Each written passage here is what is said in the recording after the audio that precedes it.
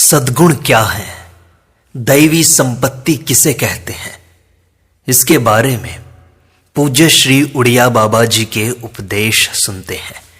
एक व्यक्ति ने महाराज जी से पूछा कि महाराज जी मन कैसे रुके।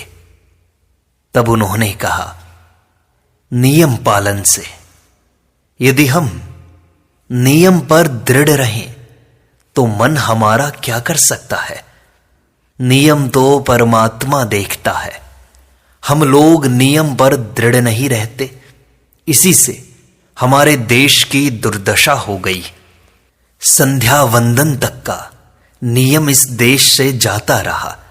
भजन करने के लिए नियम की बड़ी आवश्यकता है। महाराज जी क्रोध कैसे दूर करें? कोशिश करो। खुर्जा में एक भक्त केदारनाथ थे। एक दिन कारणवश उन्हें अपने नौकर पर क्रोध आ गया, किंतु पीछे से बहुत पछताए और उन्होंने रात को ही जाकर उससे क्षमा मांगी। एक दिन एक साधु उनके यहां आए और उनसे भिक्षा को कहा। भक्त ने आसन बिछाकर उन्हें बड़े प्रेम से भिक्षा करने के लिए बैठाया। जब वे भिक्षा कर रहे थे तो उनके मना करने पर भी भक्त जी ने प्रेमवश एक चम्मच खीर और परोस दी।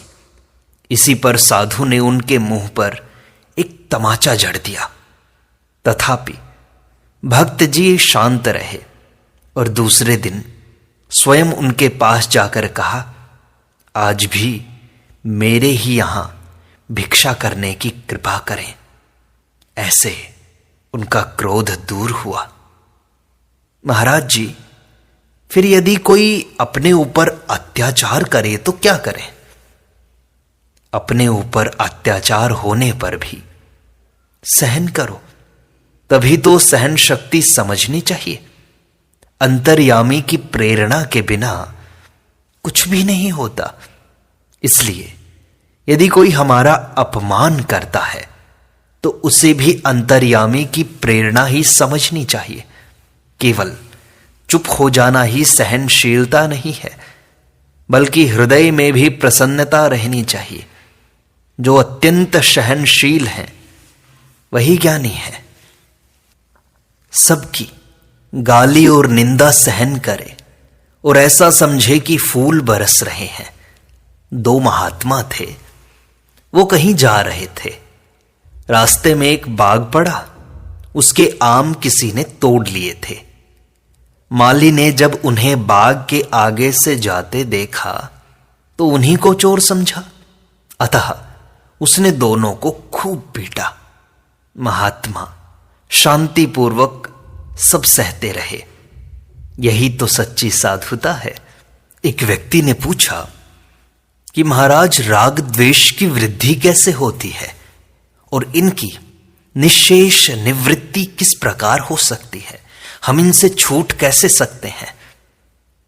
तो महाराज जी ने कहा, यदि संक्षेप में कहा जाए तो राग द्वेष की वृद्धि अज्ञान या मूर्खता से ही होती है। अविचार ही इन दोषों का मूल है। उसके साथ राग द्वेष युक्त व्यक्तियों का संग अथवा राग द्वेष पूर्ण साहित्य का अध्ययन हो तो इनकी उत्तरोत्तर वृद्धि होने लगती है। जिस व्यक्ति के प्रति राग हो उसकी प्रशंसा, और जिससे द्वेष हो उसके निंदा करने या सुनने से ये बढ़ते रहते हैं। इनकी निवृत्ति विचार से ही हो सकती है। इनके सिवा निम्नलिखित साधनों में से भी इनमें शिथिलता आ जाती है। अपने प्रति राग द्वेष रखने वाले व्यक्तियों से उदासीन वृत्ति रखी जाए। वैराग्यवान पुरुषों का संग हो तथा विरक्तों के प्रति हृदय में आदर हो। हृदय में यथासंभव दैवी संपत्ति के भावों की वृद्धि की जाए। पुण्यवानों के प्रति मैत्री, पापियों के प्रति उपेक्षा, सुखी लोगों को देखकर प्रसन्नता और दुखियों के प्रति करुणा का भाव रखा जाए। सर्वे भवन्तु सुखिनः, सर्वे सन्तु निरामयाः, सर्वे भद्राणि पश्यन्तु, मां कश्चित् दुःखमाप्नुयात्। अर्थात सब लोग सुखी हों, सब निरोग हों, सब शुभ का दर्शन करें और किसी को भी दुख प्राप्त न हो। इस श्लोक के अर्थ पर दृष्टि रखी जाए। राग द्वेष रहित पुरुषों का संग और राग द्वेष के भावों से शून्य ग्रंथों का स्वाध्याय किया जाए। राग द्वेष रहित होना ही मेरा धर्म है, ऐसा दृढ़ संकल्प रखा जाए। अपनी आवश्यकताओं को यथासंभव कम किया जाए। मैं असंग हूं, ऐसी धारणा रखी जाए। भगवत भक्ति के द्वारा हृदय को भर दिया जाए, जिससे संसार या सांसारिक पुरुषों का चिंतन करने के लिए अवकाश ही ना रहे। राग द्वेष की निश्शेष निवृत्ति तो ज्ञान निष्ठा से ही होती है। जिनकी स्थिति 5वीं, 6ठी या 7वीं भूमिका में है, उनके हृदय में राग द्वेष का सर्वथा अभाव होता है। चतुर्थ भूमिका वाले के लिए भी ये आभास मात्र या केवल प्रतीति के रूप में रहते हैं। उसके लिए ये दुख का कारण नहीं बनते। इसके सिवा दूसरी बात यह है कि राग द्वेष प्रायः कार्य पर दृष्टि रखने से ही होते हैं। यदि कारण दृष्टि रहे तो राग द्वेष नहीं हो सकते, क्योंकि सबका मूल कारण तो एकमात्र शुद्ध सत्वमय भगवान ही है। यदि उस पर दृष्टि रहेगी तो राग द्वेष का निमित्त ही क्या रहेगा। महाराज, दोष अपने प्रयत्न से दूर होंगे या भगवत कृपा से? सत्य अच्छा है और झूठ बुरा है, ये बात सभी लोग जानते हैं, फिर भी ऐसी धारणा नहीं बनती। इसका क्या कारण है? बात यह है कि पहले संकल्प होता है, फिर लगन लगती है, और जिस कार्य की लगन लग जाती है वह पूरा हो ही जाता है। यह लगन लगना ही भगवत कृपा है। अतः तुम दोषों को निर्मूल करने का संकल्प बनाए रखो, फिर भगवत कृपा हो ही जाएगी। महाराज, सत्य क्या है? सत्य भगवान ही है। इस सत्य रूप भगवान की प्राप्ति सत्य रूप साधन से ही होती है। नित्य ही सत्य है और निस्वार्थता ही नित्यता एवं अहिंसा है। स्वार्थ अनित्य होता है और वही हिंसा भी है। इसका साधन एक ही है और उसी से सारी दैवी संपत्ति आ जाती है।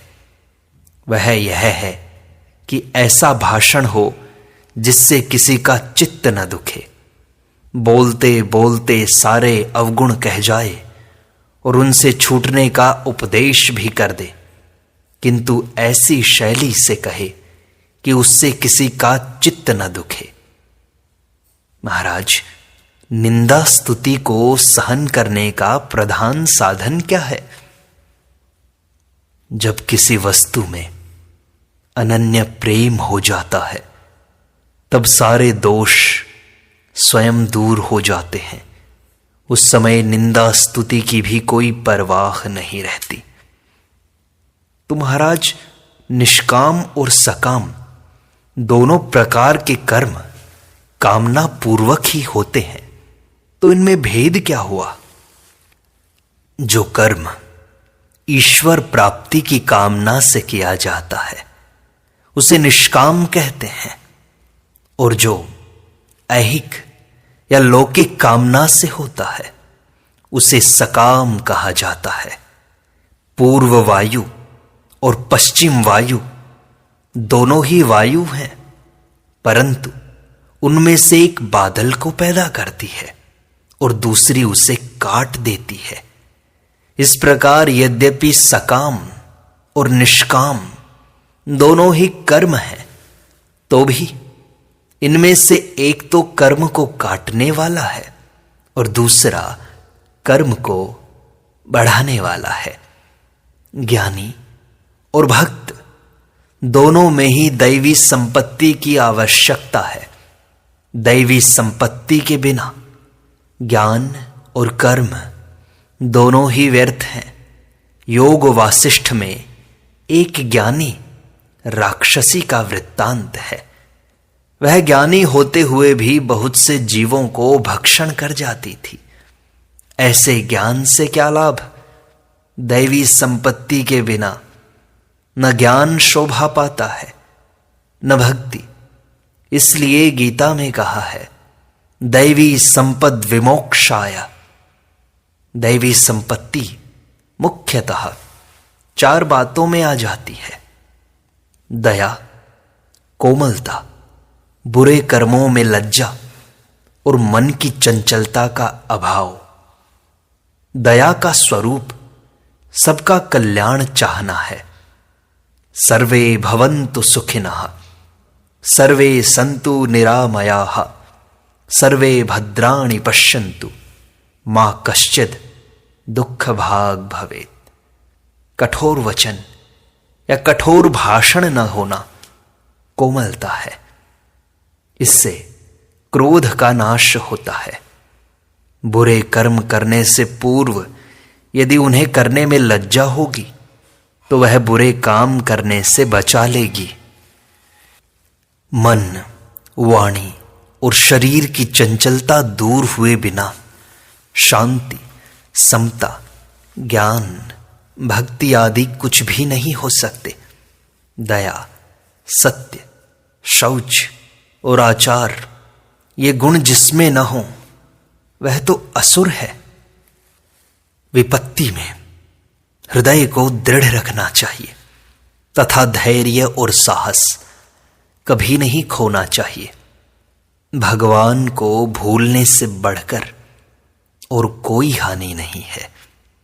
राग और द्वेष, इनमें विशेष रूप से द्वेष की निवृत्ति करनी चाहिए।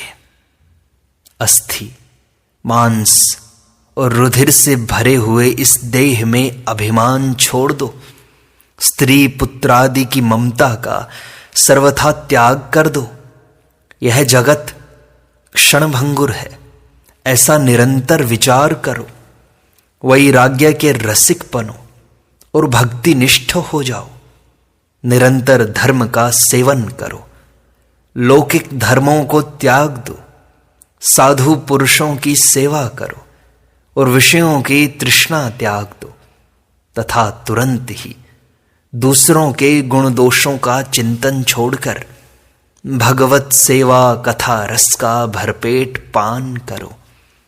हिंसा, पर स्त्री, पर धन और निंदा, ये जिसमें नहीं है वही भगवान को प्राप्त कर सकता है।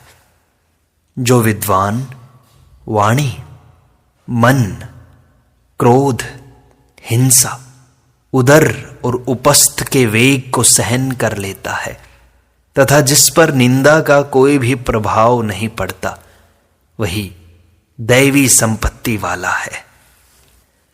यदि तुम सत्यवादी और ममता शून्य हो तो तुम्हारा कोई क्या बिगाड़ सकता है। हमें अपने धर्म में तत्पर रहना चाहिए। संसार चाहे नित्य हो या अनित्य, धर्म नित्य है, अतः धर्म का पालन करना चाहिए। हमें जो श्रुति स्मृति की आज्ञा है वही करना धर्म है तथा शास्त्र विरुद्ध कर्म पाप है।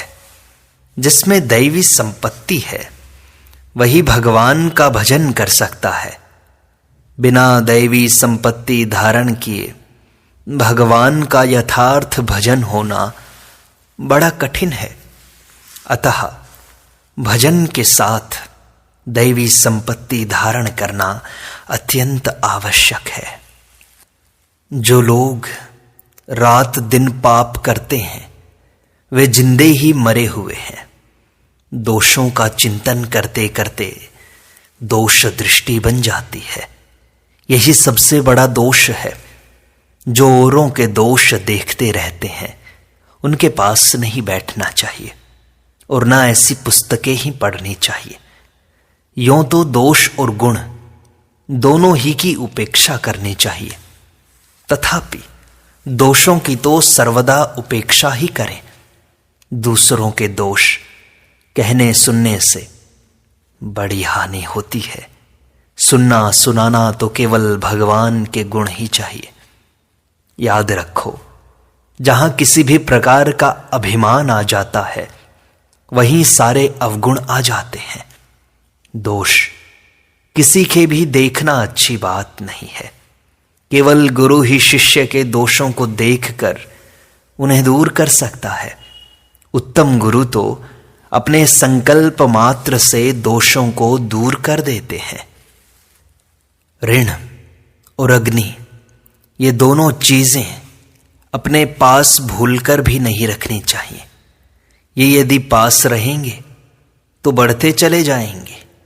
ऋण यदि इस जन्म में नहीं चुकाया जाए तो अगले जन्म में चुकाना पड़ेगा। इसलिए 1 पैसे का ऋण भी शेष मत रखो। हमारे यहां कोई कितना बड़ा महात्मा हो, उसी की लोगों से बुराई सुन लो। लोग भगवान शंकराचार्य तक की निंदा करने से नहीं चूकते, परंतु मुसलमान अपने सामान्य फकीरों को भी मानते हैं। हमें तो दूसरों के अवगुण ही दिखते हैं, गुण दिखते ही नहीं। जहां व्यभिचारी पुरुष रहते हो, वह भले ही स्वर्ग हो, वहां रहना नहीं चाहिए। तुम जिस पर क्रोध करते हो, उसका कुछ बिगाड़ते नहीं, अपना ही सर्वनाश करते हो। हां, यदि उसे भी क्रोध आ गया तो उसका भी बिगाड़ हो सकता है। वास्तव में प्रसन्नता ही सब कुछ है। तमोगुण और रजोगुण में सुख नहीं, सुख तो सत्व गुण में ही है। इसलिए सत्व गुण को बढ़ाने का प्रयत्न करना चाहिए। विचार करके देखा जाए तो कांच भी मिट्टी है, तथापि कांच के मकान में बैठकर देखने से बाहर भीतर की सभी वस्तुएं दिखाई देती हैं और मिट्टी के मकान में कुछ दिखाई नहीं देता। इसी प्रकार तीनों गुण में से रज और तम मिट्टी स्वरूप है और सत्व कांच स्वरूप है।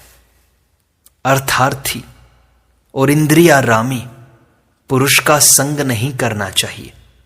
यह दैवी संपत्ति की प्राप्ति का मुख्य साधन है। चित्त में जब सत्व गुण होता है, तब उस पर सहज ही भक्ति और ज्ञान का गुण चढ़ जाता है।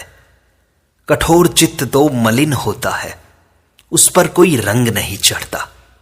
चित्त नाम जप, सेवा और ध्यान से पिघलता है। ऐसे चित्त पर ही भक्ति का रंग चढ़ सकता है। कठोर चित्त तो कर्म कांड का ही अधिकारी है। सहनशील पुरुष ही क्षमावान हो सकता है और वही सुख दुख को शांति से सहता है। नेत्रों से प्रसन्न होना उत्तम पुरुष का लक्षण है। मंद मुस्कान मध्यम पुरुषों का लक्षण है और अट्टाहास अधम पुरुषों में रहता है। किंतु मुनिजन सर्वदा शांत रहते हैं। वे प्रायः हंसते नहीं हैं। न हसंती मुनीश्वराः। क्रोध करना हो तो क्रोध के प्रति ही करना चाहिए। कर्म में प्रेम होना श्रद्धा है। संसार में प्रेम होना मोह है। माता पिता तथा गुरु में प्रेम होना भक्ति है, तथा भगवान से प्रेम होना तो शुद्ध प्रेम ही है। वाणी मनुष्य का बहुत बड़ा खजाना है। इसके दूषित होने से मन और वीर्य भी दूषित हो जाते हैं। वाणी का संयम होने पर ही ब्रह्मचर्य का पालन हो सकता है। और इसी से चित्त की एकाग्रता तथा मौन का भी पालन होता है। अतः प्रत्येक साधक को अपनी वाणी और अपने चिंतन पर पूरा पूरा ध्यान रखना चाहिए। जितना पाप वाणी दूषित होने से होता है उतना और किसी प्रकार से नहीं होता। शरीर और मन से भी वाणी के बराबर पाप नहीं बन सकता। अतः वाणी के दोष सर्वथा त्याज्य हैं। मित भाषण का अभ्यास करने से वाणी का संयम हो सकता है और उससे ही मनुष्य का कल्याण हो सकता है।